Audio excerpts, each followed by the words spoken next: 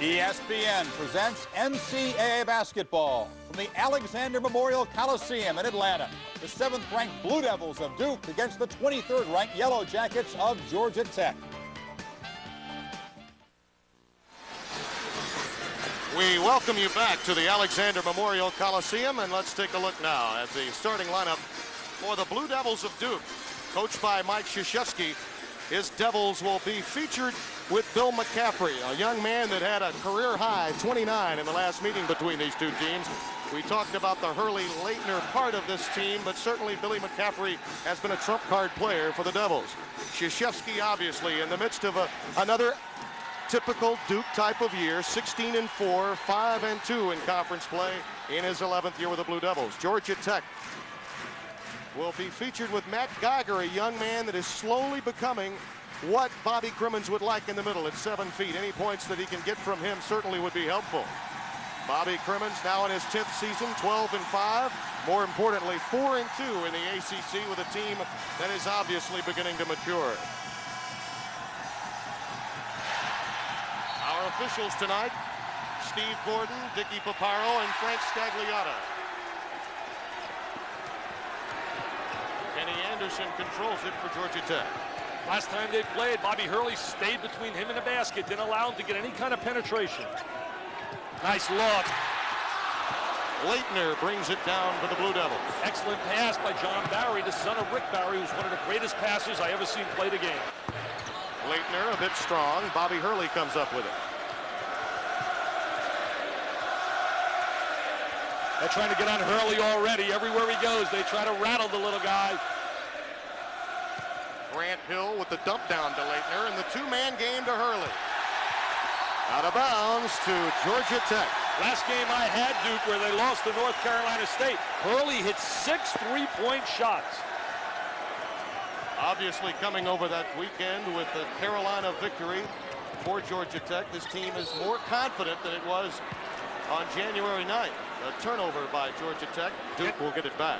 Tim, Kenny told me before the game, Bobby Crimmins right now is happy with the way they're getting a lot of balance, and Kenny said that I'm distributing the ball a little bit more because I have a lot more confidence now in my teammates. Earlier this year, he was scoring 40, 42, even had a 50-point game. Well, when you lose players like Brian Oliver and Dennis Scott, it takes some time. And inside, Grant Hill gets the first deuce of the game, 2-0 Blue Devils. Excellent look by Bobby Hurley, a breakdown defensively, lack of communication by Georgia Tech. Anderson, another great feed to Mackey. Yes, and a foul. M&M, Malcolm Mackey. He's arrived this year. Should have made my all-Dale Carnegie team as one of the most improved players in America. There he is now. He's going to take the ball strong, right up to the rack. He told me, he said, I learned a lot from a guy by the name of Shaquille O'Neal. I watched Shaquille play, and Shaquille is going to the basket. He said, last year, I was fading away from the basket. Well, he got an excellent opportunity to watch Shaquille when they teamed together on the South team at the U.S. Olympic Festival. He actually didn't play in any games, Tim. He got hurt in the practice session. But he got to see him up close close and personal.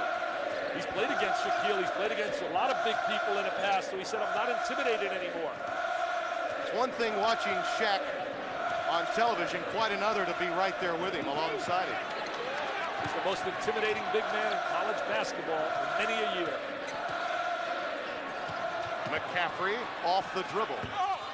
Better as a standstill jumper. That time he forced it up, no foul. Duke was looking for one. Good defensive play by Hill. Had a shoulder injury in that first matchup, the blowout. Kenny looking to think. Right there, Bob Hurley didn't get a hand up. Laettner clears for the Blue Devils. Laettner has become a real solid rebounder. Bounce pass into Laettner, and Matt Geiger will get called for the block.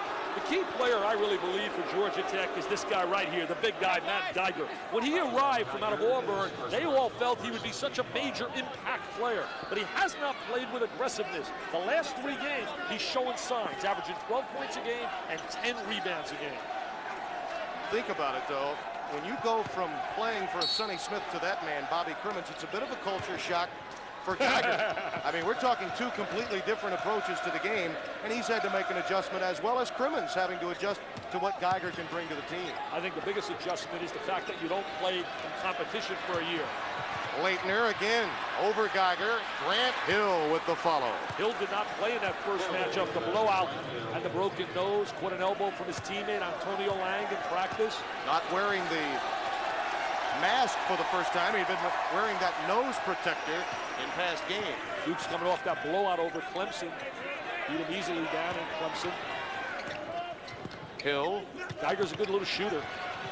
Double up, bring it back out. Barry scoring 16 a game. Nice little two-man play. Geiger, that's been one of the problems with him. Some say he puts it on the floor a bit too much inside in post areas. Well, he hesitated. Should have caught that basketball and immediately gone right up to the basket. Come out of Clearwater, Florida. Here's Hurley, a little general out there, a little leader.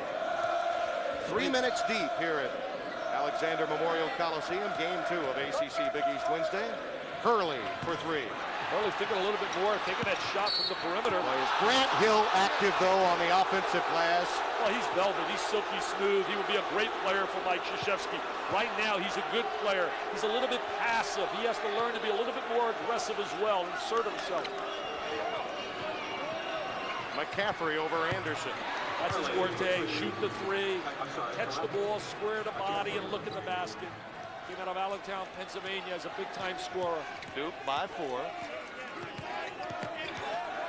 See, a tendency to stand around a little bit when Kenny has the rock in his hands and he starts putting it to the deck.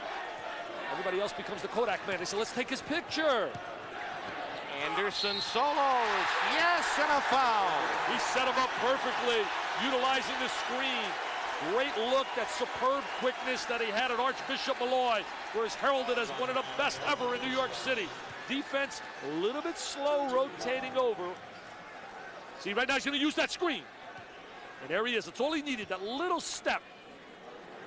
He set Hurley up with the big screen. We should make mention, you saw at halftime,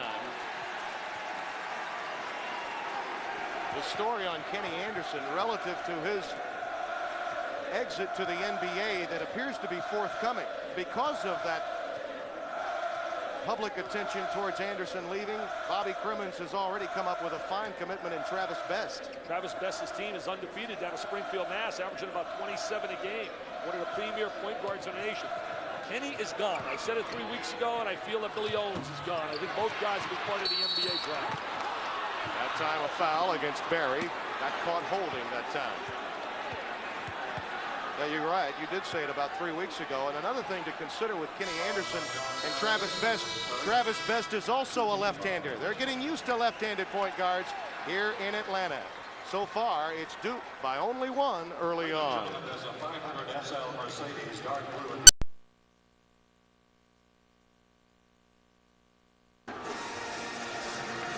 Interesting notes on tonight's game, and you notice Georgia Tech 13 of their last 14 at home. They're no longer playing conference games at the Omni as they once did. That certainly helps them being here in the Thriller Dome.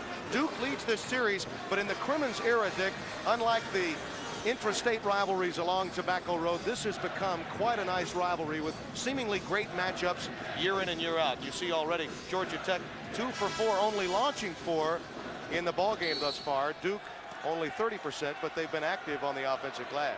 Well, what makes it so special also is the fact that both programs are really classy in terms of academics as well. Bobby Hurley running the show. Zone defense right now. Georgia Tech rotates out of the man-to-man, goes to a zone. McCaffrey made the adjustment in midair not to take the shot. Leitner with the run and jump hook. Antonio Lang in the game, but that one was last touched by Brian Hill. Leitner's got those long arms. Bobby Crimmins, one of the Frank Lloyd Wrights of basketball. What an architect. What a builder of a program. I mean, he came here, they said it was totally impossible to make it happen. Grant Hill. He's thinking a little offense right now. Grant looking at the basket. One of America's premier diaper dandies. Duke playing their solid man-to-man, trying to deny on the wings, give some help, close the driving angle. Blue Devils get it back. Bobby told me before the game, he said, you know, I didn't believe we could beat North Carolina. We were getting blown out by 16, and all I kept saying is, I want it to be respectable. Let's not get blown out. Then we made the comeback. He said, I felt, wow, we can win. And then the kids started to believe we can win. He said, what a sweet trip back home it was after Mackey hit that three-point shot. Not since '85, that great '85 team, had he beaten North Carolina in North Carolina. And, of course, that was at Carmichael Auditorium. Changed defenses now, multiple defenses, going into man-to-man. Ivano Newbill is coming to the game now for Georgia Tech, replacing Geiger. Matt is out of the game, and there's a quick foul against Newbill. Bobby Cremins doesn't play a lot of people. That's been a trademark throughout his career. Newbill's a guy that's physical. He's got to really learn to be a little better on the offensive end. Some substitutions now for Duke. Crawford Palmer coming into the basketball game for the first time. I was teasing the Duke assistant, Peter Gaudet, who does a great job for Mike Krzyzewski, former head coach at West Point. I said, next year I may have you preseason #1. All these guys back plus Cherokee Parks. He said, no way. Leitner, sweet and smooth. 11-6, the Blue Devils by 5. Thomas Hill is also coming to the game for the Blue Devils, number 12. Great job of hedging defensively by Palmer. And Barry loads up from 3. Rick Barry says, that's my boy, John. He can shoot the rock. Keep it in the family. Well, Rick's kids, he could have his own basketball team, 3-on-3. Scooter, who won the national title in '88 with Kansas. And the youngest of the family, Brent, is now a freshman at Oregon State. Look at that high screen. Hurley. Poor job defensively by Georgia Tech. No one stepped out to close off his driving angle after the big screen. Anderson to Newbill. Kept alive by Mackey. Malcolm Mackey. Yes! I'll tell you, that was strong. And then he did a little dance. And Cremins says, I like it. He's getting better and better. He did a little Shaquille O'Neal dance after he scored. Watch the strength right here. Keeps the ball alive. The big fella is active. He takes it up, averaging double figures and scoring. Now he converts it. He gets the roll. And now he does a little disco. He's a little MC Hammer time. Mike Krzyzewski, poised, confident, disciplinarian. His teams are always there at the end. Very rarely do you see Duke in the midst of a blowout, which obviously points back to the fact that UNLV played a tremendous game in that Final Four appearance, because the Blue Devils very rarely are played out of a game as quickly as they were in the Final Four a year ago. I was trying to take a nap this afternoon, and all of a sudden my phone rings, and who is the voice? Jerry Tarkanian from UNLV. And Tark start talking about the nation and what's happening. Great rebound. And he has great admiration for the style of play of Duke. Anderson. Well, they think about double teaming him from time to time. Then they have to peel back. He's got great control of the basketball. Gonna come off the screen, Anderson. Newbill right past Palmer. Barry is free. Finds Mackey again, and he's hacked. Christian Leitner will pick up this one. That's exactly why he has improved as a player. Did you notice his first direct move? It was right to the basket as opposed to fading away. And he's going to the free throw line a lot more often this year than he did last year. Watch right now when he catches the rock. He's going to take it directly to the basket. Palmer got the foul rather than Leitner on the reach-in. It's so frustrating to see big people when they begin to fade away as opposed to attack the glass. Mackey now has 6. Mackey was, when you stop and think about it, Dick, a role player for Bobby Cremins' club a year ago. It was just get the rebound and get it back outside to lethal weapon 3. Now he's more of an offensive factor. He was the 5th option last year with Oliver and Scott and Kenny Anderson. Now he's become the prime option along the baseline. We're tied at a baker's dozen, and the crowd coming to its feet here at the Thriller Dome. Change again defensively, rotate out of the man, back into a zone.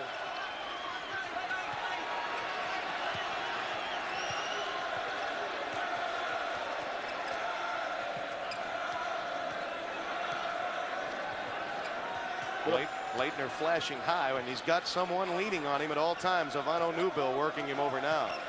They really could slide Palmer to the high post and then dump it down to Leitner.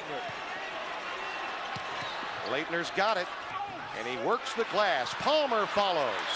Concentrating on Leitner, blocking him out. Palmer comes off from the weak side and gets the good offensive lane for the rebound. Now watch Palmer, he'll step out on that screen. 15-13, Duke by a deuce.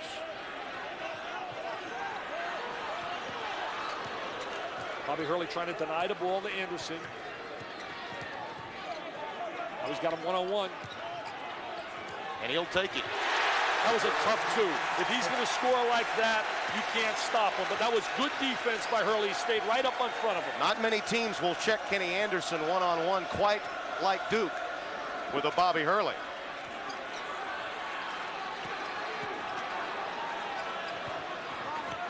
Good pass inside to Davis. Palmer has it taken away by Anderson, and there's John Barry. Well, Barry, he can jump better than his papa. I'll tell you, Rick, you couldn't get up like that, Rick Barry. Here comes the crowd. Hey, they say we're just like the Cameron Crazies. We go bananas, too. First lead of the game for Georgia Tech. R&R time, rock and roll time here. There they go. Foul against Hill. Bobby Clemens upset because he knows they had the momentum. They had the transition layup. This place would have exploded. What a job. You can't really say enough about the job Clemens has done in taking this program over. When you look up the numbers of his predecessor, and a lot of people said it never can get done because of the academic restrictions. Yeah. Matt Geiger coming back into the game. Brian Hill to sit down. He drives the lane. There's the deflection. I didn't see a foul. But then again, I have one eye, and it's tough for me to see anything. Thomas Hill, you know, so much is said about Grant Hill's father, the former NFL star Calvin Hill. Thomas Hill's dad, Tommy, in the '72 Olympics in Munich, came away with the bronze medal in the 110-meter high hurdle. He's now working down in Oklahoma as an assistant athletic director. An academic advisor there, handling many of the athletes on the academic side. It is 17-17 here in Atlanta.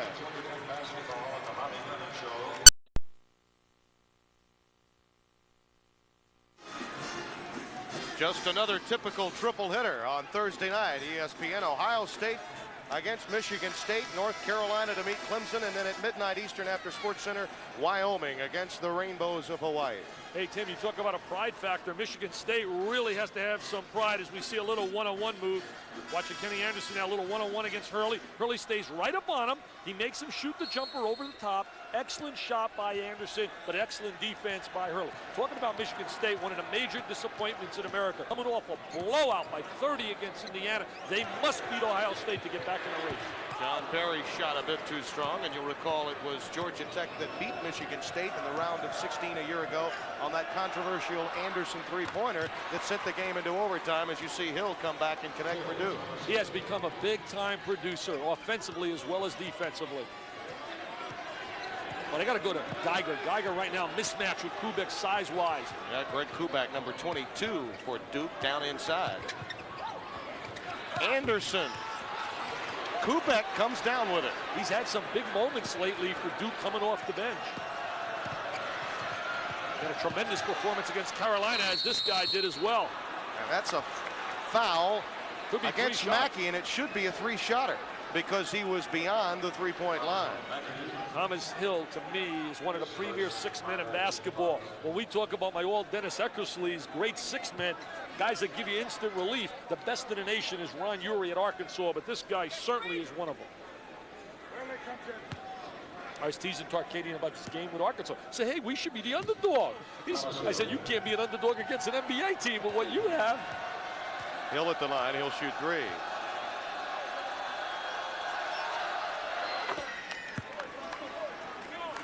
Well, he's coming off a tremendous freshman year and has just helped himself so much offensively this season, and he's just becoming another one of those Robert Brickey type of players on the defensive side, and yet he brings much more offensively to the table for Mike Krzyzewski's team, as you see Newbill come out of the game for Georgia Tech. Many people didn't believe that he was going to be a major factor when he was recruited. Everybody sung the praises of McCaffrey and Hurley, and he has steadily become such a solid player. Says, I like this 3 for 3. I used to hate this in the NBA when they had the 3 for 2. You see NBA guys there, some of them going 0 for 3. I can't believe it. Can't make free throws. I was teasing my buddy tonight, Larry Donnell, the Basketball Times publisher and editor. He said, you can't shoot. He saw me shoot, though. He says, you know what? You're not bad. Hill has 8 in the game, and the lead is 6 for the Blue Devils. Hill's pass too strong for Barry. Not a good pass. Really thrown, as you said, a little bit too hard. Crimmins says that's the kind of pass I threw when I played for Frank McGuire at South Carolina. How intense that man is. He is special, though. And his attitude about the game has really changed in the last year. So much has happened personally with Bobby Crimmins, losing his father at the beginning of last season and then finally making it to the Final Four. Naismith Coach of the Year last year. Davis was looking inside, could find no one. Kubek has slumped from three-point range this year, though he has contributed off the bench recently, as Dick mentioned. Came into Duke as a long-range bomber. Early, rejected by Geiger. Geiger says, get it out of here, give the bounce pass. Anderson. Kenny should have had that score. He vented out a little bit too wide rather than taking the 45-degree angle to the basket. That's an empty trip, Dick, on a 3-on-1 break. Good pass also. Kenny just flared out a little bit too wide. Didn't get the good angle. Almost halfway done with the first half here at Alexander Memorial Coliseum. Thomas Hill. Hill really now knows he's an offensive threat, and he's not afraid to shoot the ball. He already has his average. He has 10 in the game. Playing with so much more confidence. Crawford Palmer popping outside, picks up the foul against Kenny Anderson. That's the term we like to utilize called hedging, where you step out and you close off the driving maneuver of the offensive player. Palmer does that well. In that situation here, he laid a body, he did foul, but he sent a message to Anderson. You're not getting around the screen that easily. Leitner, Grant Hill, and Billy McCaffrey have come back into the game, and you see the Devils now outscoring Tech 10-0 in the last 3:05. Anderson just slapped McCaffrey's hand away. He said, get it out of here, get it away from me. Now they'll try to run Kenny Anderson off the point as the 2-guard. Geiger right over Kubek. The matchup you mentioned, that was a mismatch. Well, too much size inside, and he's got good offensive mobility, Geiger. He could be a heck of a player, Ken. Yeah, well, he had some great moments at Auburn. I mean, he handled Shinsis when Shinsis was playing well at Florida, and of course they were rivals in high school. Grant Hill gets the roll. Grant Hill with good post position inside, sealed the defensive player off well with his body. Look at Geiger, throw it up to him. That's a push. He got caught with the push. Kubek had established position that time. Well, they were a little hesitant in throwing the ball. If they threw it a little bit earlier, he would have gotten away with it. See, they should have flipped it up sooner. Now throw it up. Now he finally does push off. A little slow, recognizing he had the guy fronting him. He had the great size, no weak side help. He had that left wing out there, and Dicky Paparo finally caught him. 27-19. McCaffrey left free. Now he'll drive the baseline. Duke laying those screens. One of the dangerous guys on the floor is the screener when he steps back from laying the initial screen. With Georgia Tech struggling offensively, you wonder now how Anderson might react. Could he begin to solo a bit too much, as has been the problem in many of Georgia Tech's losses? Barry gets a steal. Give it up to Kenny. Give it up. He'll give it to Geiger. Wipe it off. It's a charge. And Kubek, how many times have we seen him in that position? Geiger really showed something there. He showed his agility for a 7-footer, his mobility. He gets called for the charge. But how many times do you see a big fella run the court? Here he is right now, the trail man. I thought Barry should have given a bounce pass up to Anderson. And there it is. There's no doubt. Excellent call. Frank Scagliotta with the call. Now watch Kubek. He's squared. Feet are planted. Got the chest right there. Good call. But an excellent move by Geiger running the court. Third foul. And that will play a major role the rest of the way. Should have given the ball up, though, a little bit earlier to Kenny Anderson.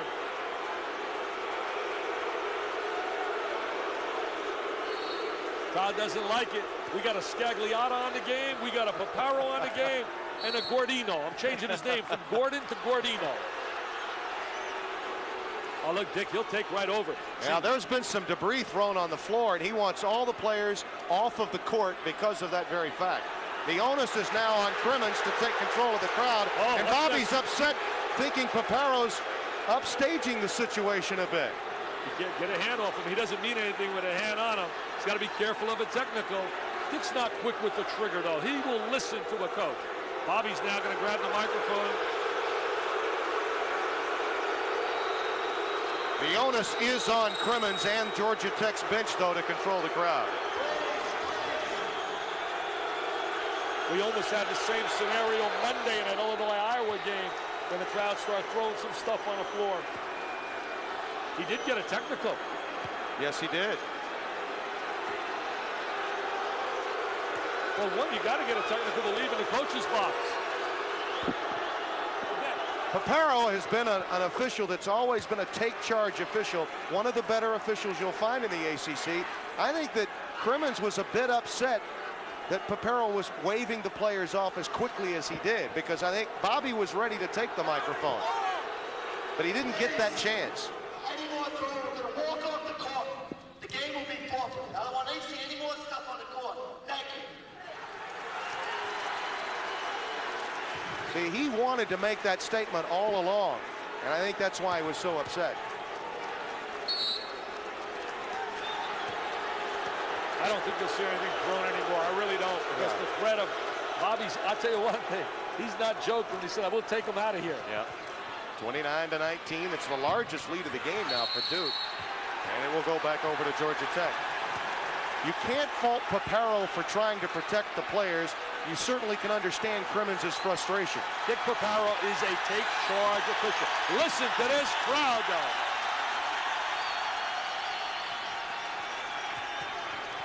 Georgia Tech gets a hoop, especially by this guy.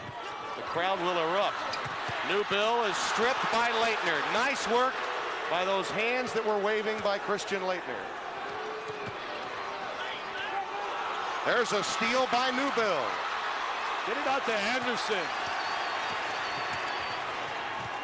Nice pass inside. Mackey is fouled by Laettner. Excellent look by Anderson with the drop bounce pass to Mackey down in the box. He misses his friends, though. Scott and Oliver. Lethal Weapons 3. But watch Anderson right now. He's got Laettner playing him. He knows he's got great quickness on Laettner. Dumps it inside. Mackey takes it up. Laettner rotates back. Puts him across the back. Mackey out of Chattanooga, Tennessee. He's got impressive numbers, averaging 17 points a game, 10 rebounds a game. Antonio Lang coming back in. Greg Kubek sitting down. You like to see a kid like Kubek play well in his senior year, a young man that many thought would really develop offensively. Just hasn't happened for him, but now he's giving a major contribution to this Blue Devil team. He's a good role player. You know, listening to this crowd explode, that's the one beauty of the ACC. I love their environments, Timmy. They're so exciting when they play on the college campuses throughout the ACC. It's an 8-point lead for Duke. The crowd is waiting for more offense.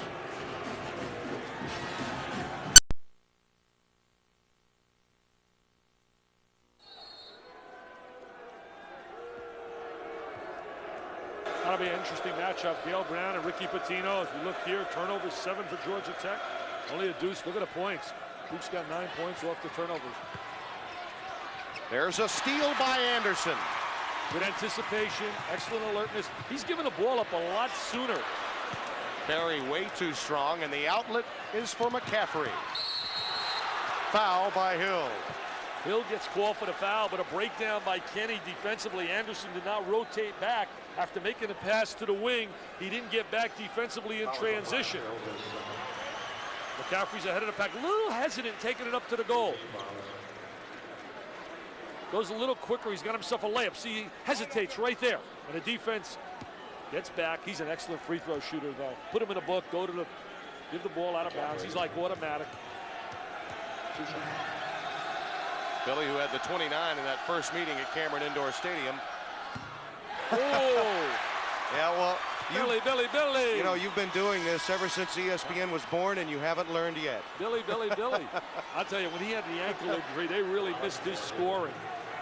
Ryan DeMalik is coming to the game. There he is, number 3 for Georgia Tech.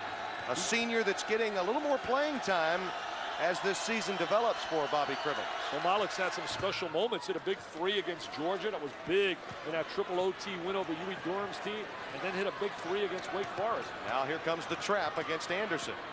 He loves the trap. He'll give you numbers. That's Barry. On the baseline he follows. Still won't drop. He's getting wide open shots. Well, he took 25 shots against North Carolina, Dick. He hit 9 of them, but I think Crimmins wants him to keep shooting, and there's a turnover. by Antonio Lang, and it will go back to the Ramblin' Wreck. He's going to get an open shot because of the presence of Kenny Anderson, who's constantly drawing so many people to him. Anderson throws the ball inside. There's the deflection. Now we're going to see a little walk-in violation. Definitely lifted his pivot foot. Anderson with the pull-up J. Good shot selection. He's not forcing tonight like he did in game 1 against Duke in that blowout. Domalik will check Hurley now as... Look at the intensity on Domalik. He says, come on, Hurley. I wasn't even heavily recruited when I came out of Flint Hill Prep. If it wasn't for my buddy Dennis Scott, I wouldn't have gotten a scholarship. Anderson now trying to keep Grant Hill from pounding the glass. McCaffrey takes advantage. That's for 2 inside the three-point arc. No one recognizes that McCaffrey's wide open. Poor job defensively and communicating by Georgia Tech. Good job by Hurley to beat him to the spot right there. Oh, what a pass from Newbill to Barry, and the foul, the end result. Down Barry working himself free along that baseline. Excellent look by Newbill. He drilled that through the defense. Watch him drill us through the defense. I mean, he drives it right through. Barry can't believe it. And there's the head fake. Uh-oh, uh-oh.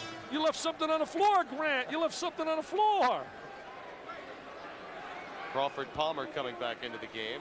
Physical player, Palmer, gives him that big physical body on the inside. Leitner, who picked up his second foul, comes out of the game with 6:06 remaining. Krzyzewski does not want Christian to pick up a meaningless third in the last 6 minutes, with the Blue Devils playing well, leading this game by 8 at the moment. Anytime you can get a win on the road in the ACC, you are really playing well. So tough. In the 90s, you get a win on the road anywhere in any league, and you come away thinking you got a blowout victory. Exactly. 32-25. You see the time remaining until we join Chris Fowler, who'll have scores and highlights, including a look at that Georgetown-St. John's matchup you saw earlier on ESPN. They try to disguise the little matchup they were playing. They try to make it look like a man. Boy, Hurley just finally decided to take push the by shot. Palmer. Yep. Push by Palmer. You can't get away with that, Crawford. Right against Mackey's back, and Crawford got caught. Next year, Duke adds that big size inside. Everybody you talk to says that Cherokee Parks is going to be such a solid contributor. Palmer's going to come from the weak side. Watch him right there. There's the little push. He tries to get away. Hey, this is not the NBA, Crawford. You get away with that in the NBA. Kubek has come back into the game, and Palmer will sit down. John Barry in the game with Domalik, along with Anderson.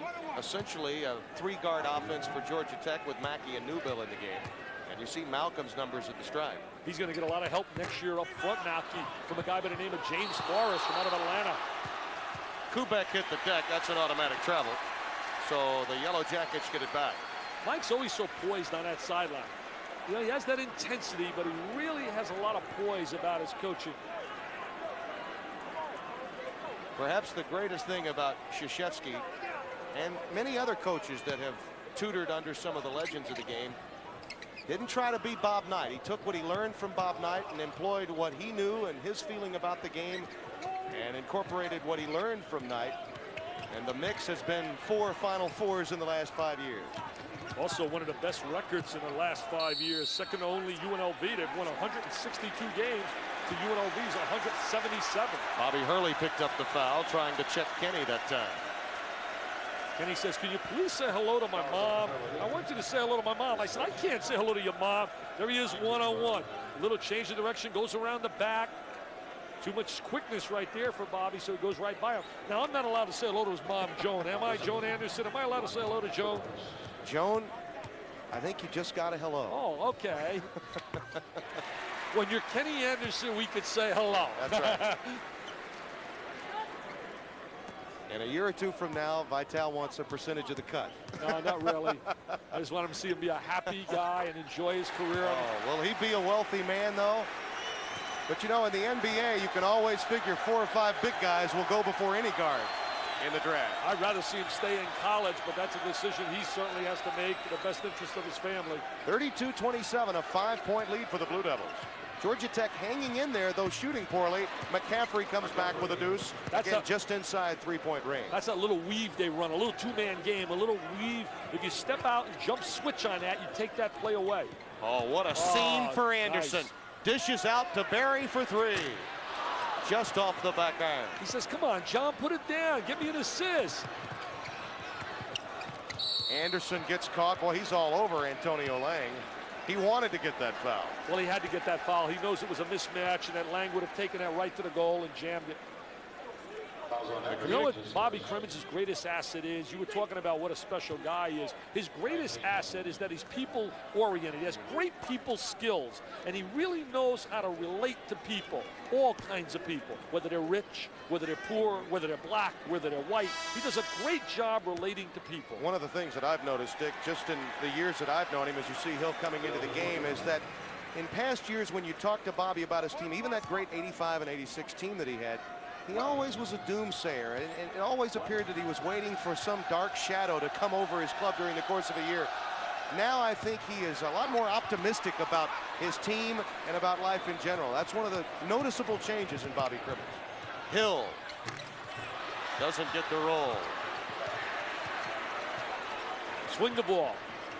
Anderson for three. Well, he tried to bank it in. Well, he didn't try to bank that in. Yeah, well, no, he didn't mean to, but that's almost what happened. I've seen a lot of those fall this year. That was Brick City, USA. That reminded me of your jumper watching you shoot one. Little passive on a defensive end. Trying to pack it in. Give it a moment, that perimeter shot. Lob inside to Antonio Lang. He's in trouble, and Barry comes away with it. See, they packed it in down inside. Nice move by Barry. That ball will go back to Georgia Tech. He had to knock the ball off Thomas Hill. Hill's woofing at him a little bit, but that was a good play by Barry. Well, he knew if he stood up, it's an automatic walk-in violation. Crimmins is such a fighter, such a scrapper from out of New York City. The Bronx went down to South Carolina. It's part of that New York connection. They're going to battle inside. Barry pops the ball loose. Now he's laying on a deck. And here he is now. He knows he can't get up. Oh, there should have been a foul right there. Should have been a foul. Yeah, Hill got him with an elbow.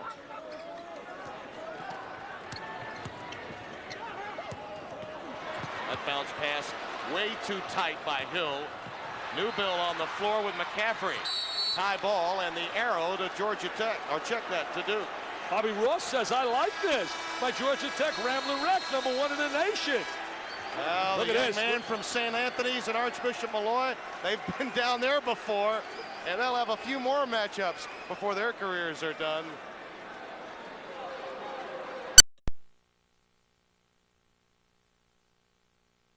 Duke leading Georgia Tech by 7, 3:40 remaining. We commented on it going to break. These two guys, this is just great competition between two outstanding players. Well, they really love competing. Look at the two of them talking to each other. Look at Kenny saying, I'm going to invite you over to dinner, Bobby. I really like you. Come on, let's go to dinner. Began with a little woofing between the two, and then they shook hands before they went to the break. You see the matchup between the two. Anderson making up for that 25-point performance in a 41-point loss 3 weeks ago. Really can't judge Bobby Hurley, though, on his scoring. I mean, his job is to defend Kenny Anderson. It was one of the weakest 25 points that Kenny will ever score in his life, and he knows it, and he admitted it. Yep. He was very disappointed and very humiliated by the performance of not only himself, but his team. Anderson draws the foul. Bobby Hurley with those hands raised. Brian Mahoney, the assistant at St. John's, had the great line on Hurley. He said he looks like an altar boy, but he will take care of you defensively. He is tough. Well, he's a tough competitor. He's going to make my all crybaby team, though. I told him that already. I said that in a positive way. You just like to whine and cry. A la Bill Laimbeer. A.C. Earl's going to make my team from out of Iowa. I'm looking for 3 other guys for my all crybaby team. So if you find them, let me know, Brando. I'll tell you one thing, Kenny Anderson in the NBA is going to be an outstanding point guard. He told me tonight the player he really favors the most, who he really likes in the NBA, you'll never guess. Kevin Johnson from out of Phoenix. Said, I love his style. And behind him, Isaiah Thomas. It's a strong statement for Kevin Johnson.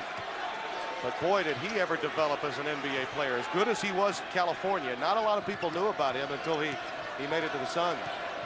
34-29, 2:40 remaining until halftime. They've really done a good job keeping the ball away from Leitner. Got to dump it inside to him. He was wide open. They missed Leitner. He's sitting down in that box inside. Get it into him. Over Mackey, right on cue from Coach Vitale. He was sitting in good post position. He's got the great rotation, the excellent touch when he catches the ball inside. 36-29. Leitner's also done a great job keeping the ball away from Mackey. And Hill gets the job done defensively, covering Brian Hill. Bobby knows that one got away.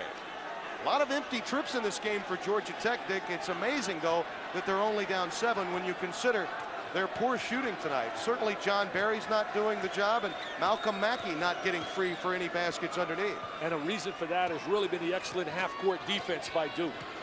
But again, they're only down 7 at home with under 2 minutes to play until the intermission. Well, remember, they're down 16 on the road with North Carolina and come back and win. Kubek sets a pick for McCaffrey, and he drives. Barry steals it. See, here's where Anderson excels. He's got to get the ball. Hill. Barry says, no, Kenny, you got enough points. I'm going to my guy, Hill. Oh, remember, everyone expected Anderson to get that last hoop in the Carolina game. He was doubled, and then Hill was able to put it on. Mackey. Yeah, Mackey, that's right. Three-point play. But Hill was running that break and got it to Mackey. Anderson tries for the steal. Hurley for 3. Wide open, he can't make one tonight. Davis, that's a push against Kenny Anderson. Brian Davis, the junior from Capitol Heights, Maryland, picks up the foul, and Georgia Tech will have it at the other end. Kenny Anderson anticipates well defensively, always looking for that steal. Here comes Barry's look. He's got Kenny on his left, and then he throws that little bowling pass right out to Hill. Good entry, good pass.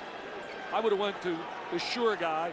I'll tell you one thing. Somebody tried to tell me tonight, they said his dad never passed. I said, are you crazy? His dad was one of the greatest passes of all time. Anderson is shooting 2 because Duke is committed the 10-foul limit, the new rule instituted this year. Georgia Tech, should they commit one more foul, will have Duke at the line for 2 as well. A lot of big-time scribes out here tonight looking across. See Furman Disher, one of the outstanding writers. Mark Bradley, a creative writer. Larry Dono. I picked my all-scribe team. Charlie Pierce will make it. What an article he did on Shaquille O'Neal. What an in-depth story in the National. Anderson trying to come away with a steal. Gets the tie ball. The arrow to the Engineers. They were down 7 and they've made their run. It is down to 3, and right now they can get it to 1 or tie. And they've done it without an offensive production down low and without John Barry hitting from outside. They're trying to get more balance offensively than rely just on Kenny.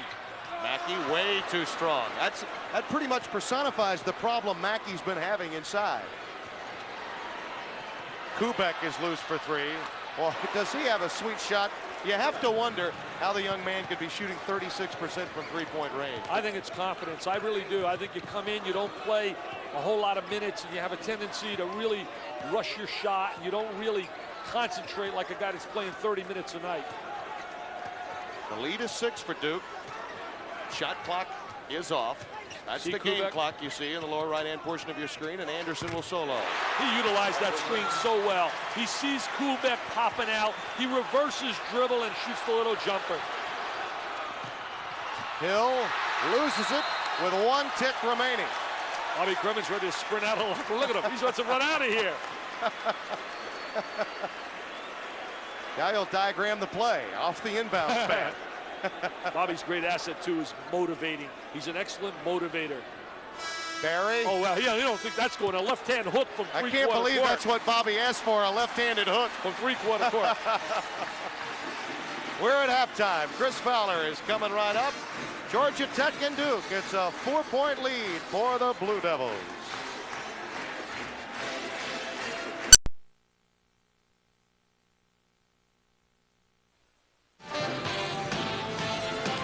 ACC Big East Wednesday continuing with the Blue Devils of Duke with a 4-point lead over Georgia Tech at halftime. Tim Brando back again with Dick Vitale. And Dick, if you're Bobby Cremins, you have to feel pretty good that your team is down by only 4, yet offensively, they have not clicked in on all cylinders. Kenny Anderson carrying this club right now, and that has to be scary given what we've seen the last few weeks with his Tech team. Kenny Anderson did an outstanding job, I thought, in shot selection. He has 15 points, 15 good points. They got to get the ball inside a little bit more to Malcolm Mackey. Mackey's got 9, but he's got to get the rock inside a little bit more often. And they got to get John Barry to score a little bit more as well. Their half-court execution offensively has not been highly efficient. I really believe you'll see them execute better in the second half. Statistically, were it not for free throws and free throw opportunities, Georgia Tech would be in deep trouble from three-point range. Duke is 30%, but they're launching more shots, and they've been more effective, and they've been closer many times. Points off turnovers also a big factor for Duke in the ball game. Georgia Tech has had a tendency to turn it over. Georgia Tech has really hung the game by getting the ball inside a little bit more, and the driving ability of Kenny Anderson to go to the free throw line. 14 for 16 from the free throw line has really kept them within striking distance. The Blue Devils more balanced, as you might expect, with McCaffrey, Hill, and Grant Hill with 8 points, and you see Crawford Palmer really the only one with 3 fouls, and he's a complimentary player. Kenny Anderson with 15, carrying this club. Mackey only shooting the ball 3 times from the floor. He'll have to get more shots, as Dick alluded here in the second half. Christian Leitner's got to get more shots as well. Look at that, a shutout in bench scoring. Well, that's to be expected. Duke goes to the bench a lot more than Georgia Tech does. Leitner with a jump stop. Oh, scored a basket, scored a basket. Definitely in the cylinder, and on the way down, Matt Geiger batting that one away. 4 points now for Leitner. Anytime you have a direct shot like that across the rim, you usually come up with the goaltending call. Anderson posts up early and uses his size and his ability to get it up. That's where he is superb, when he can back you down and take you into the 3-second lane. And again, some debris on the floor. Let me clarify why the technical was called, according to Dick Paparo on Bobby Cremins' team. He told me that he warned Bobby Cremins and walked over and nothing was done about throwing the debris on the floor. And then the second time, he just had enough and had to bang him with the technical. And again, just judging from our perspective, you never know. The coach may not have known what was being said. At the moment that Paparo took the players off of the floor, he was ready to go to the microphone, and I think Bobby became incensed over that. But Paparo had every right to take control as he did. Leitner follows. That's the easiest basket Leitner will get all night long from the weak side. 70% of the rebounds will come to the weak side. If you shoot from the left, anticipate, expect it on the right, you young people out there. 43-37, a 6-point lead for the Blue Devils. Both clubs do a great job getting over the top of screens. Mackey pops it back outside. Mackey drawing a lot more attention now, so you'll have a lot more inside-outside action. Anderson too strong. Forced shot by Kenny right there. Oh, and he took it right away from Grant Hill. I love the way he goes between his legs. Look at that. Little showbiz, get the mustard out. Barry swatted away by Antonio Lang. Oh, nice spin. Drop the bounce pass now. To McCaffrey. That's a foul against Brian Hill. Look out, he could get a tee. Scagliotta giving him a long look. Bobby Hurley made a tremendous 360 spin to get into the 2-on-1 transition. He's got the ball in transition now. He shovels the little bowling pass. That looks like all ball to me. I see this reaction. Now this is a judgment call by Frank Scagliotta. He had every right to tee him up, but he decided not to. Oh, no way should he be called a tee there, because he would have compounded a mistake. He definitely made an error on the call, anticipated the contact. I didn't see contact, did you? No. But the fact is, when you react that way and you woof and you talk back, you can pick up a technical foul. Oh, definitely. But a good official like Scagliotta used his intelligence there. Waves it off in the lane too soon.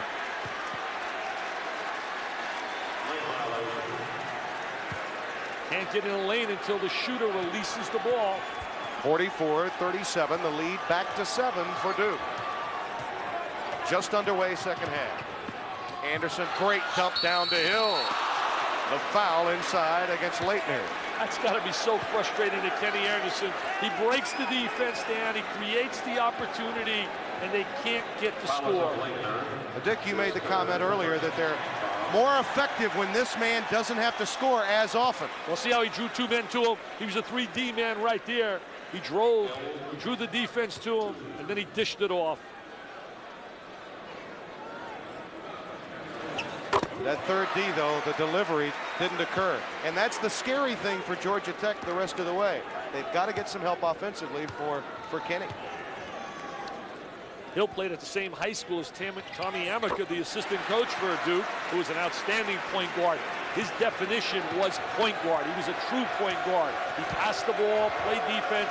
Amica now an assistant to Mike Krzyzewski. 44-39. Played at H.D. Woodson High School out in Virginia.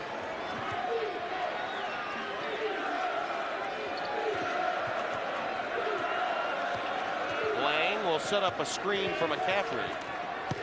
A dump down to Hill. Hurley is open. He'll take the three-point try. Mackey clears for Georgia Tech. Hurley really forcing on his shot, not getting that comfortable follow-through. Look at him right now. Look at the intensity on defense of Hurley. Head to head. He says, come on, Anderson, try to beat me. And what, are you kidding? Anderson blew right by him on a change of direction. Leitner gets a 4th foul. Now that is a major factor the rest of the way. He had 2 at halftime. He now has 2 quickies to open the second half. Especially when you look at the size factor. They have to bring Palmer in a game now for Leitner, and they really lose a lot of scoring. There's the change of direction. Now goes around the back to change direction. Takes the ball up into the lane, dumps it off.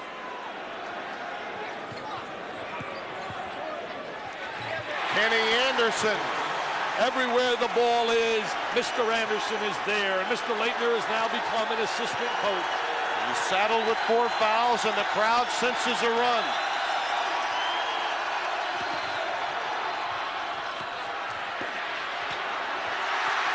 Here comes a run. Anderson, excellent rebounder for a little guard. Nice look. Mackey!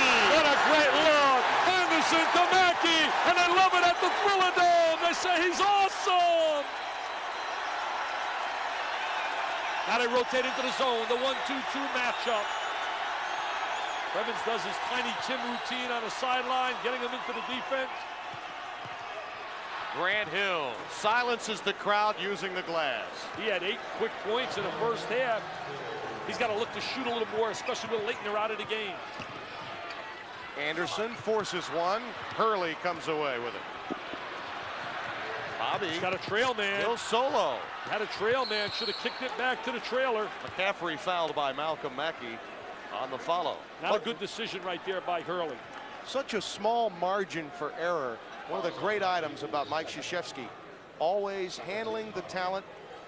He has a system, but he always changes that system because of talent year in and year out. Look at the change of direction between the legs. Loves it. And there's the great look. He makes that pass off the dribble as well as anybody I've ever seen. Magic does that exceptionally well in the NBA. Early shot off the front iron. Kubek keeps it alive with Palmer. Palmer with a nice move inside against Geiger. He muscled that baby right up and in. Very physical power move to the goal. So Duke answers the Georgia Tech run with 4 unanswered points and leads by 5. Geiger far from the hoop with Kubek on him. And he'll take the baseline, Jay. Nice little sweet jump shot by Geiger. Had a chance to speak to John Barry's mom at halftime. I spoke to Mr. Geiger's mom at halftime. Some proud mothers out here. Hurley driving the baseline, throws up a rainbow, and Anderson comes away with it. Great vision. Anderson always looking up. He says, I'm going for 3 here. Mackey on the glass, fouled by Crawford Palmer. That's his 4th. So again, that small margin for error for Mike Krzyzewski. Now Palmer, an inside player, a banger. He has 4. Leitner, he has 4 in the game. Duke will be a small club the rest of the way. Georgia Tech's fans love it. They're down by 3.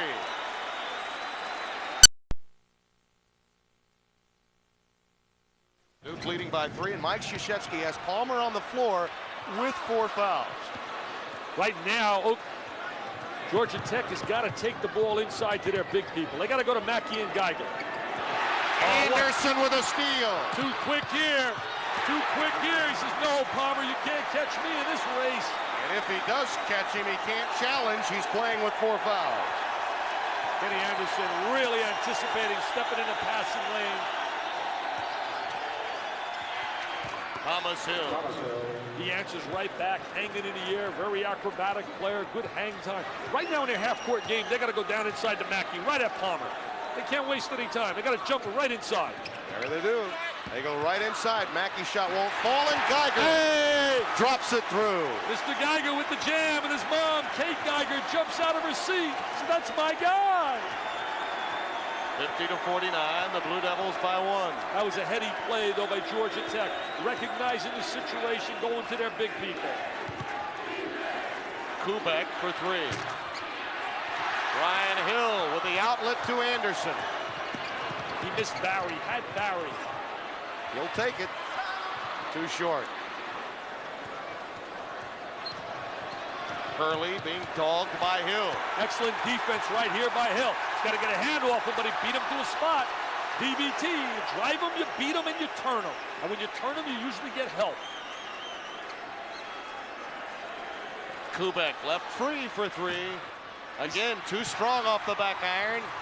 Anderson comes away with it. Now Barry will get a chance for 3. Mackey on the baseline.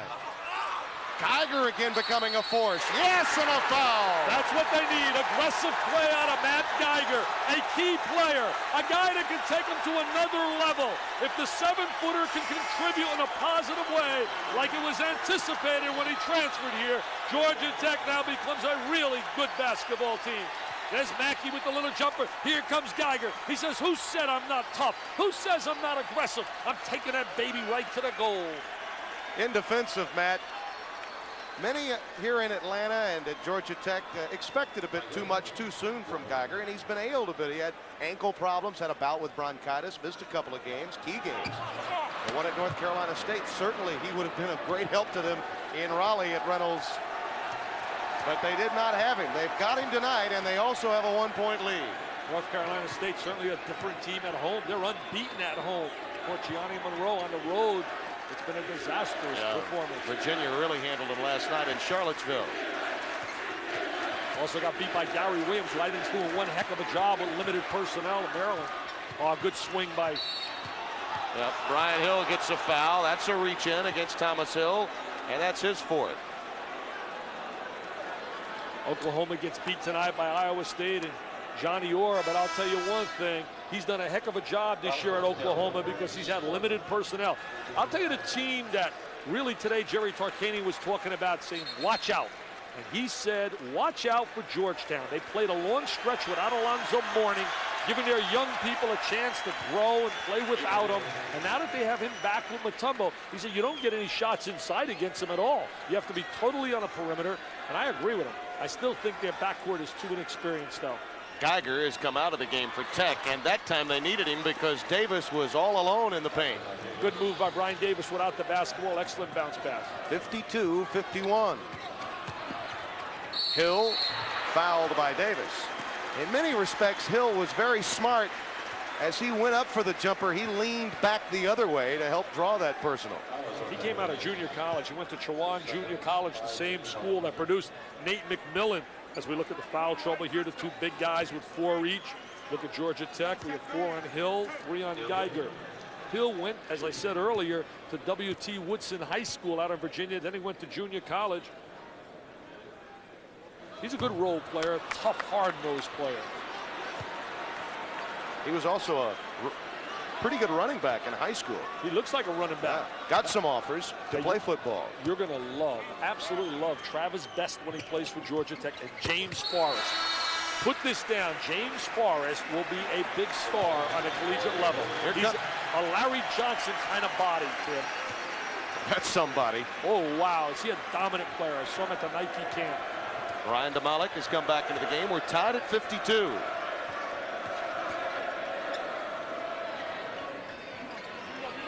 They're allowing him to swing the ball side to side. Usually good things happen. Thomas Hill too strong. Anderson with the long rebound. Again, he'll take Hurley baseline and beat him. Is he explosive? Is that quickness?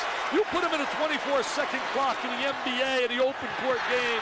Is he going to be outstanding? He has 23. It's on the floor, and Thomas Hill gets the deuce. Thomas Hill with that good body control, kisses it off the glass.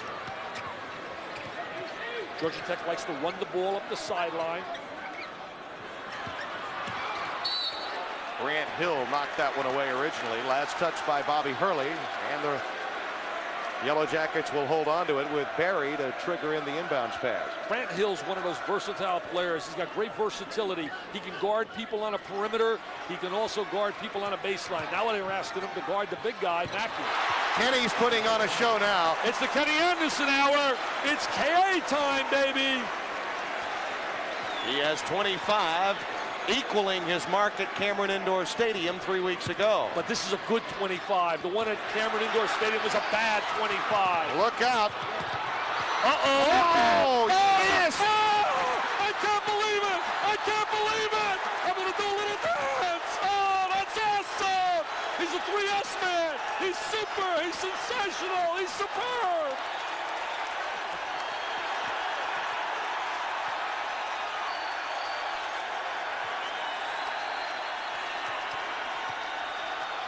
Thomas Hill again comes through. Count the hoop. What a big basket by Thomas Hill. Just when momentum was the way with the Ramblin' Wreck, he comes up in that isolation and scores. He has become such an outstanding offensive player. Now you take a look at this. I mean, Isaiah Thomas is jumping out of his seat right now. 3 changes direction between his legs. Hurley says, what do I got to do? I can't believe this guy. This is impossible. He says, Dad, I know you're a great coach. Please help me out. What can I do to stop him? What a move. Have you ever seen a move like that? None any better. I mean, none any better. I can see the Magic Man now jumping up watching, saying, I can't believe it. Oh. It'd be very difficult for anyone to say there's a part of this game he'd need to develop for the remaining 2 years at Georgia Tech.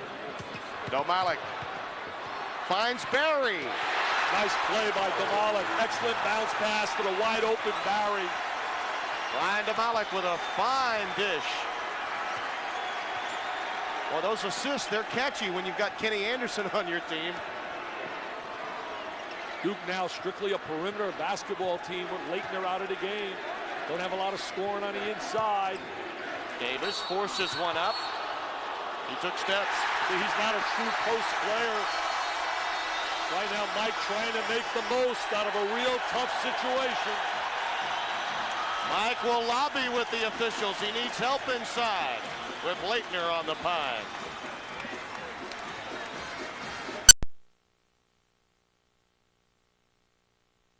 Now take a look at this one right here. One change around a little shake, rattle, and roll. A little shake and bake. I mean, that's just like on the streets in New York City. He says, no, Hurley. No way tonight in my living room floor. This is my baby. You could have been singing back up for Bill Haley in the comments. 60-56, the Tech lead is 4. But again, Krzyzewski making a move with Antonio Lang in the game. He does not have any interior play now with Leitner in foul difficulty. And you see what he's done right here. First time Mike Krzyzewski has done this to protect his players. He's gone to the zone defensively. He's gone to a 2-3 zone. Duke, as we all know, 95% man-to-man defense. But it shows another side of Mike Krzyzewski, the ability to adjust.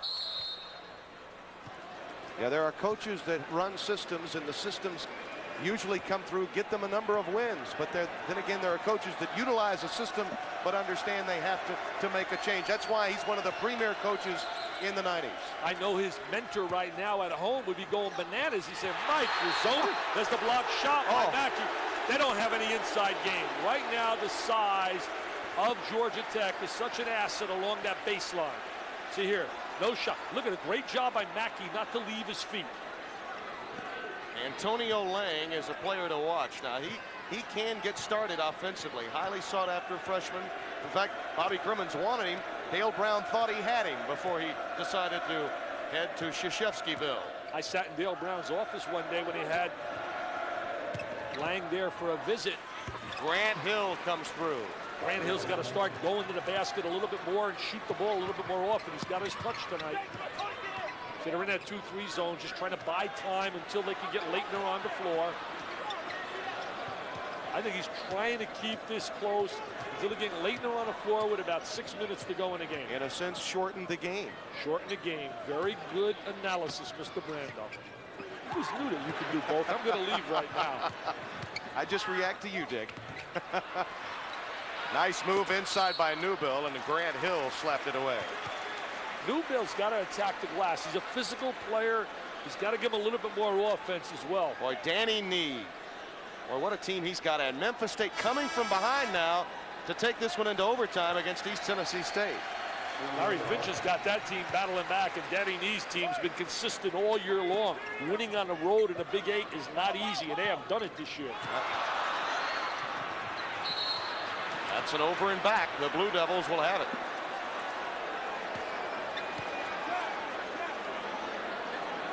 Just getting the ball inbounds, so difficult, particularly when you play against a Duke team. And you see Leitner again. He's the first one off the bench to applaud his team defense. Right now, looking to go inside and bring the ball out. There it is. McCaffrey. Excellent maneuver. Bring the ball inside just as a potential threat, and then kick it out to your shooter, and that's what they did to McCaffrey. Well, Bobby Crimmins saw the adjustment. He's seen his run come to a close.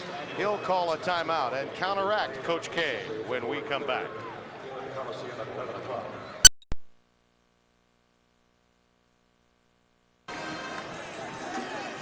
Storyline Atlanta, Duke in difficulty.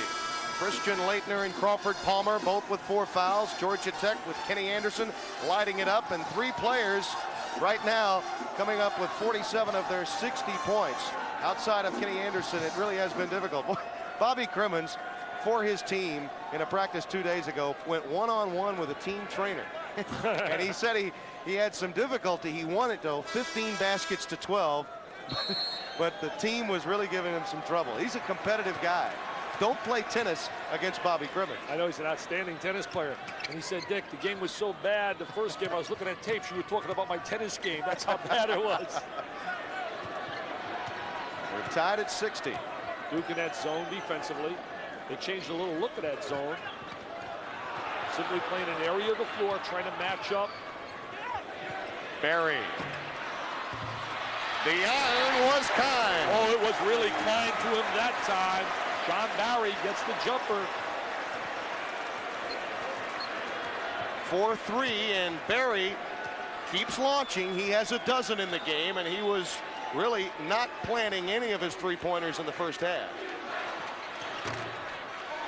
Anderson comes down with it. Does he rebound for a little guy? He really has it. Outstanding. Well, I've never seen a guy change direction the way he can change direction between his legs and around the back or the front change. He has 3 methods of changing direction with the basketball. Anderson. Good work defensively by Grant Hill. 2-on-2 right here. Let's see what they get. Hurley. Hurley takes it right to the goal, gets the score. They interfere with the ball.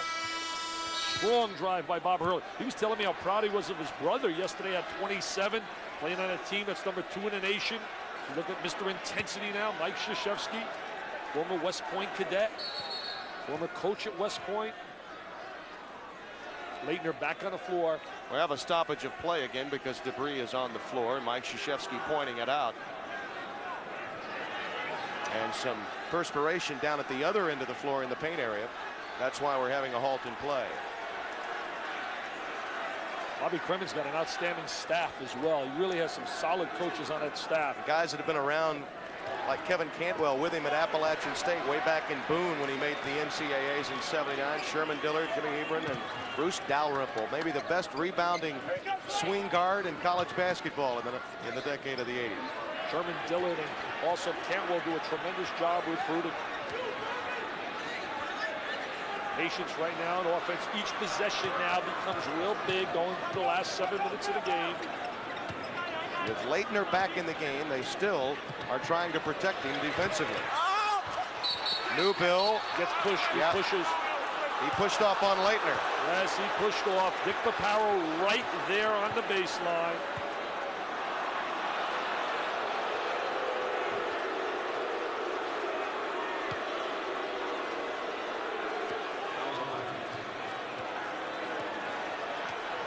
Man-to-man defense now by Georgia Tech.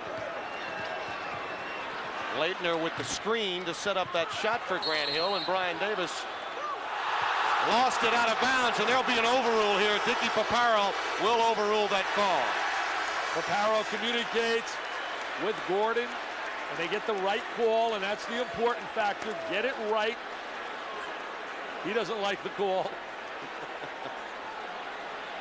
Mike Krzyzewski doesn't like the overrule. 63-62, Tech by 1.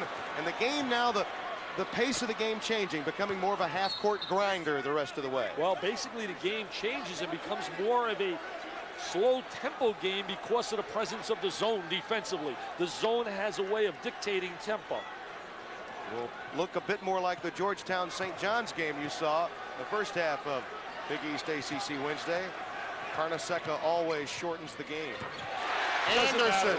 When you can play, you can zone, you can play diamond in 1, triangle in 2. The great ones always respond. Crimmins exhorting the crowd. He's becoming a cheerleader.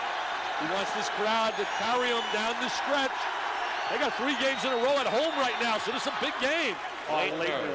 Get him the ball with those long arms inside. He's got that feathery touch. He has 10 in the game.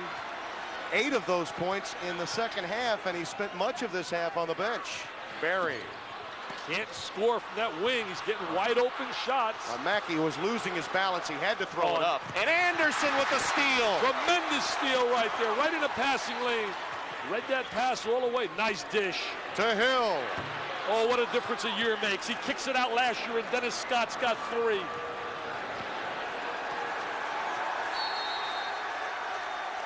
Again, an official's timeout because more perspiration on the floor. Every time a player hits the deck, and many of them have, we'll have to have the ball boys come out and wipe up the court a bit. Don't forget, more action coming up tomorrow night. A great game in the Big Ten. The Buckeyes taking on the Spartans. North Carolina to beat Clemson. The Tigers of Cliff Ellis really struggling this year. The defending ACC regular season champion. And Wyoming meeting Hawaii. That's after Sports Center. Reggie Slater, you want to see that wide body. He can really play at Wyoming. Grant Hill over Geiger, followed by Davis. Nice play by Brian Davis. Excellent hands to convert that tip. That play reminded one of Robert Brickey, didn't it? An acrobatic follow. Brickey was a tremendous jumper. But staying in that 2-3 zone. Geiger looking for the foul from Laettner, but he got it from Davis on the backside. If he didn't get in foul trouble today, I really believe Geiger would have a big game. Now remember, he got 3 very quickly and was forced to sit down. And again, the Duke bench, which has been helpful, will have to come through with a great deal more the rest of the way. Best way to describe the Duke program is simple: class. The barometer by which all academic institutions should be gauged at the student-athlete level. Well, the other great thing about the Duke situation, they have their priorities in order in that the basketball facility belongs to the students. They get the choice seats down on the floor, and it's just bedlam. I really believe, I've said it time and time again, and you have to be there to feel it, Tim. It's the best environment in terms of pregame and everything else in America. One of the real reasons that Bobby Crimmins has gotten this game and other games back in the Thriller Dome was to create a similar environment. They got an excellent environment here. They're really loud. Geiger picks up the foul as Grant Hill challenged him inside, and Matt Geiger picks up his 4th. He shows his multi-dimensional ability. They go to an isolation. They put the rock in the hands of the freshman. They show a lot of confidence and faith. They say, come on, Grant, go one-on-one and take him to the goal. And he does, and he comes up to the free throw line.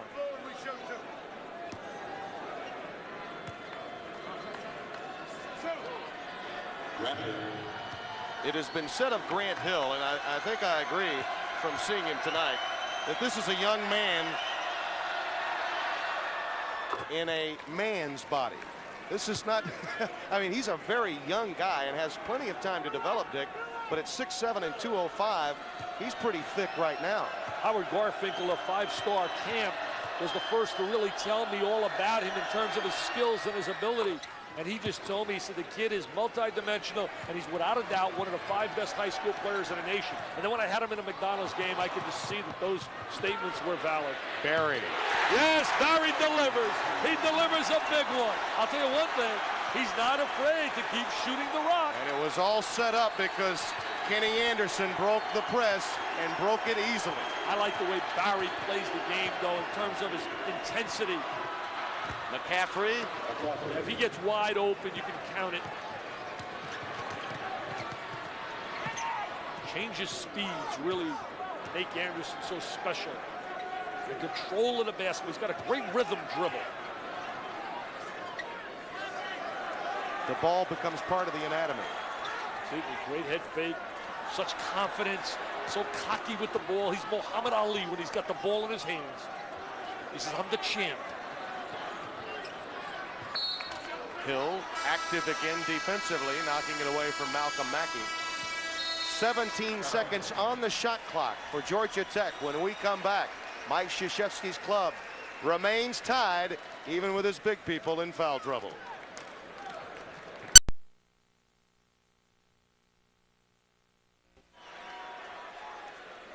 $10,113 jam-packed in Alexander Memorial Coliseum. They have been entertained by Kenny Anderson and company. 70-70, but Mike Krzyzewski doing all he can to eliminate Anderson's one-on-one capability.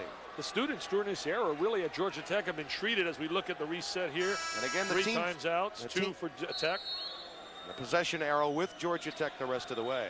Both will be going into the one-on-one on the next foul. But, you know, they've been treated to a great football year, tremendous basketball. Really makes the spot special for the college student. Hill off the pick. Geiger trying to keep it alive. He has really become much more active, hasn't he, Tim? Yeah, he really has. And he can play away from the basket. Not that far away, but away. And the turnover, the end result. Boy, Hill with a great job of hustling. Davis gets Mackey airborne, and it doesn't go. He does draw the foul. You got to credit that to Hill. Brian Hill did a superb job of taking away an easy layup, and now Duke has to go to the free throw line to convert. What a great job of hustle. I mean, this is pure hustle. Look at the desire right here, number 11. And now McCaffrey's got to make the great pass. Mackey rotates back. They're lucky they got in a situation to go even to the free throw line. I realize that I don't have to be a public relations specialist when it comes to basketball, trying to convince you how special this game is. But isn't it amazing that these two teams could play 21 days ago and the spread be 41, and yet here we are 3 weeks later, locked in a 70-70 tie.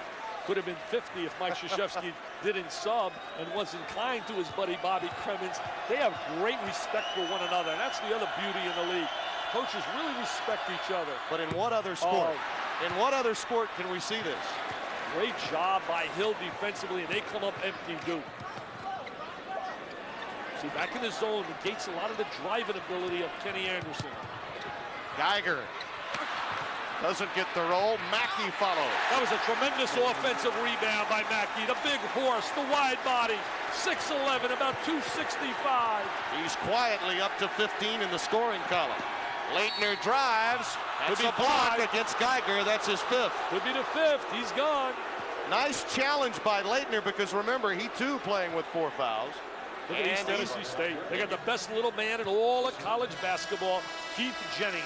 He's Mr. Jennings. There's a one-on-one. See, he splits the seam. Anderson should have stepped over just a little quicker.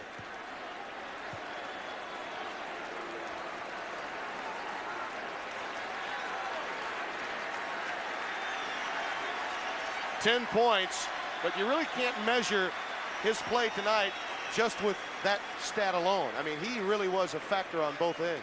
The last 3 games, he's averaged 12 points a game, but better than that, 10 rebounds a game. He's not a Windex man yet. I mean, he's not wiping the glass yet, but he's become much better.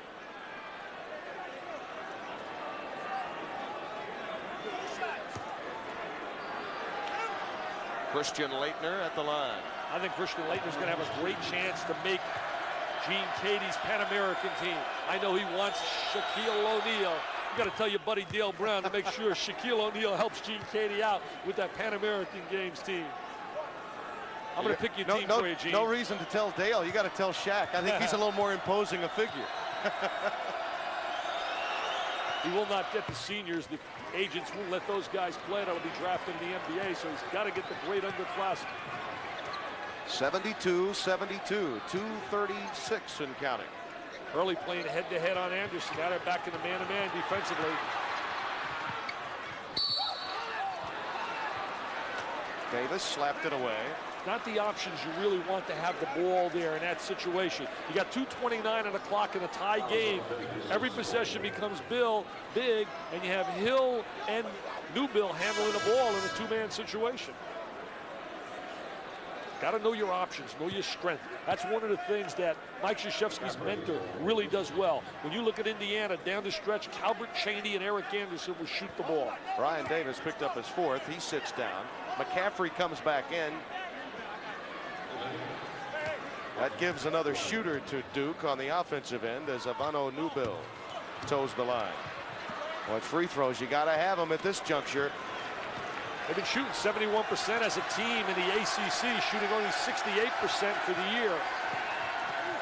Leitner wants the ball down in the box. He drop steps real well, uses the single reverse pivot. They got the angle to Leitner. Nice pass. There he is. Great option. They don't come up with the score, but a great option. You go to your best perimeter shooter. Georgia Tech gets it back, and very quickly, Brian Davis checks back in to play defense for Coach K. We got a good one right here, Tim. Going down, looks to the last shot. And this is a great ACC game, matching wits between two coaches, adjusting to problems that both teams have endured. Excellent job of adjusting. That's part of coaching, especially down the stretch. Here it is, man-to-man. Make sure he's stationary on that screen. Can't lay that illegal screen. Leitner clears for Duke. Duke right now basically's got to think about, number one, getting the ball to Leitner inside. We're tied at 72. Both teams with 2 timeouts remaining with 1:41 left in the ACC.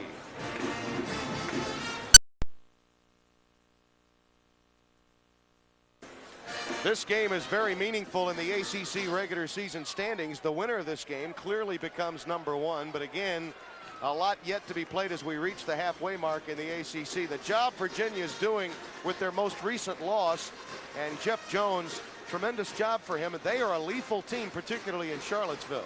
Jeff Jones and also Randy Ayers were 2 guys that really weren't the first choices of their athletic directors.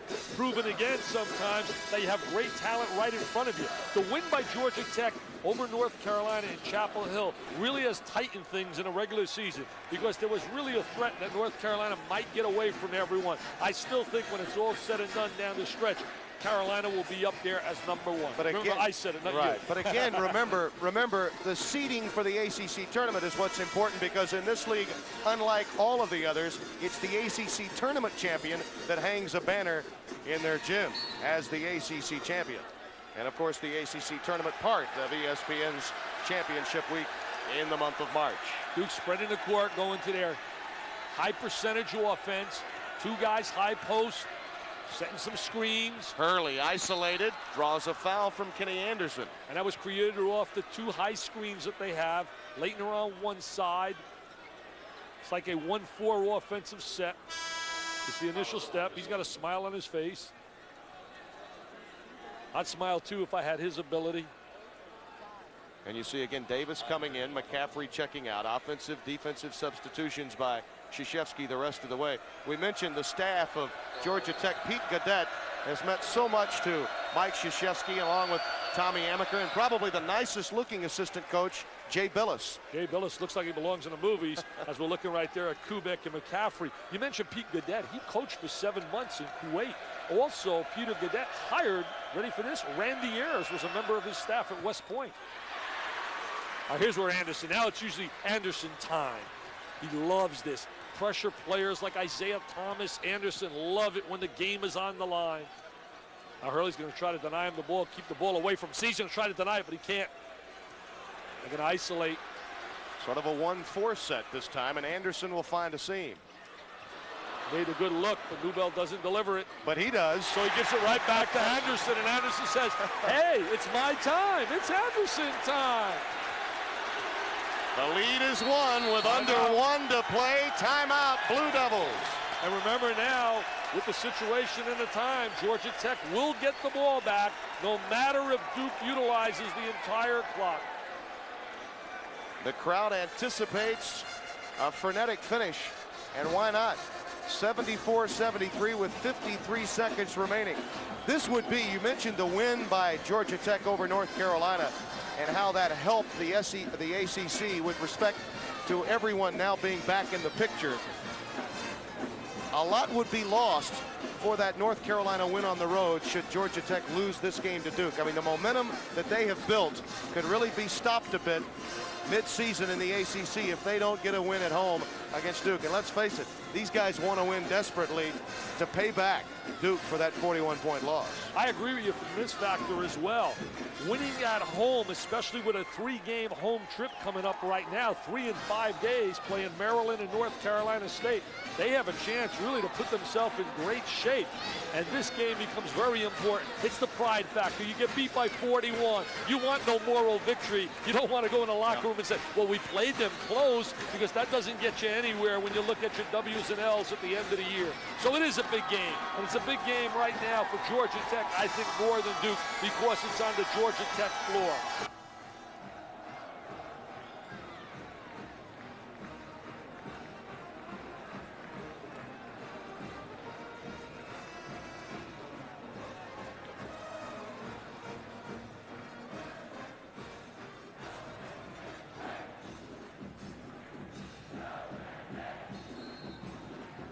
Right now, talk a little bit about strategy. You're going to see Duke go to a situation. They're going to a double stack down low. I think they got to go to Laettner as their guy eventually, using some clock and get the ball to Laettner. Anderson knocks it away from Hill. The arrow to Georgia Tech. They were going to Grant Hill in the 3-second area. Possession of the basketball so important with the shot clock off. Kenny Anderson with a steal, and he can play keep away the rest of the way. Kenny Anderson has done it all tonight. He has rebounded, he's been a cheerleader, he's been a scorer. Who said great offensive players can't play defense? He showed you right there what he can do on the defensive end as well. Kenny, you are special. He anticipates exceptionally well defensively. He doesn't play what I call solid individual team defense, but he plays tremendous defense off the ball, always anticipating. Larry Bird does a great job off the ball defensively. His 8 steals tonight represent yet another record for Kenny Anderson. That's a career record at Georgia Tech. Talk about steals. What about Eric Murdoch? You talk about a guard that has really raised his stock. Murdoch's on another level. We want to say congratulations to Eric for breaking the NCAA record last night for most steals in a career. Oh, he is your Windex Player of the Week as well. So right after he gets some publicity, he comes through and breaks another record in Providence. Right now, some strategy, Tim, as we look at the situation. We have 41 seconds on the clock. We have right now, the ball is in the hands of Georgia Tech. Do they take it to the last second? I feel they will take the ball down and shoot the ball with about 5 or 6 ticks on the clock, so they have the opportunity for the offensive rebound if they were to miss. And with a guy like Mackey working the glass, they have that chance. Georgia Tech with a 1-point lead. Duke will have to come up with the ball. 41 seconds remaining. Right now, the guy that'll have the ball most likely will be Anderson. But remember this, in the game against North Carolina on the big play, with the defenses concentrating so much on Anderson, Mackey was the guy that delivered the big 3-point play inside. Remember, it's so important just to trigger the inbounds pass. Duke can deny the ball very well. They almost did exactly that. Bobby Hurley picked up the foul. They called the foul on Hurley, but not a good look by John Barry on that baseline, throwing the ball right under the basket of Duke. Also, not a good job by Georgia Tech in utilizing the screen to help to get somebody free. See, they're too stationary. And right now, he's staring. He anticipated. He reached over the back. Hurley can't believe it. Says, no, no, no. They telegraphed that pass. There was no screen. See, no screen to get Anderson free. He's icing he's all over. He's mugging him. I mean, he's giving him a New York Times mugging right there. Don't cry on that. Come on, Bobby, stop crying. It is 1-1 in the bonus right now for Georgia Tech. Maybe that was a Jersey City mugging instead of a New York Times mugging. All right, right now he's going to go to the free throw line. The one positive here for Mike Krzyzewski, even if he scores, they get the chance with the ball. He smiles. Well, he used all of the iron there. He loves this. He absolutely loves it. Mike doesn't love it seeing him at the free throw line. You know, Mike coached him during the World Championship games and said, what a great kid to coach. In the Goodwill games, silver and a bronze for those two teams. Pretty good night right there. Oh, now see, here's where Duke can take it to the last shot. The last shot, either win or it goes to OT. Don't give Georgia Tech a chance to get the ball. And the Duke motion produces a nice shot for Hill, rejected by Newbill. The follow is good and a foul. What a play by Thomas Hill. Personally, I thought they shot the ball a little too soon. Tim, I don't know your feelings, but I think in a tie ball game, it was a high percentage shot, but he misses. Georgia Tech has a chance to win the game. Here goes Hill inside. He takes it up at Newbill. Newbill rejects it, but Hill says, no, I'm going back up the second time. And Mackey comes over, and he can't get it, and Hill gets the score. I'm kind of surprised they shot the ball that soon. It does give Georgia Tech another chance with plenty of time. 27 seconds left on the clock, and Thomas Hill, 5 of 6 at the strike tonight.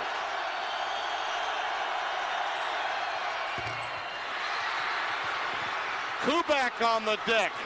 What a big rebound by Greg Kubek. Great rebound. I lost count of that score for a minute, Timmy. It was my error. They were not tied at that situation. Now we got a tie. Now he's got to take it down to the overtime. But you were not incorrect in your analogy that they could have used more of the clock, but they have the ball right back. But they had to go for that high shot. See, now they got a chance to win it right here. Great play, great execution, great play. The Blue Devils come away with it. Great play, taking it right down to the final shot. Excellent play, tremendous entry to the box.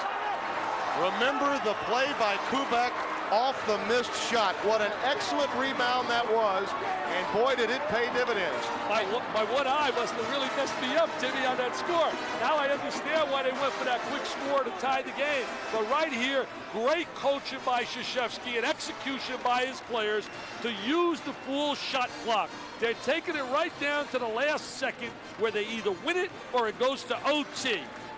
Great play right here, and what a finalizer, what a delivery by Hill, who has become a star.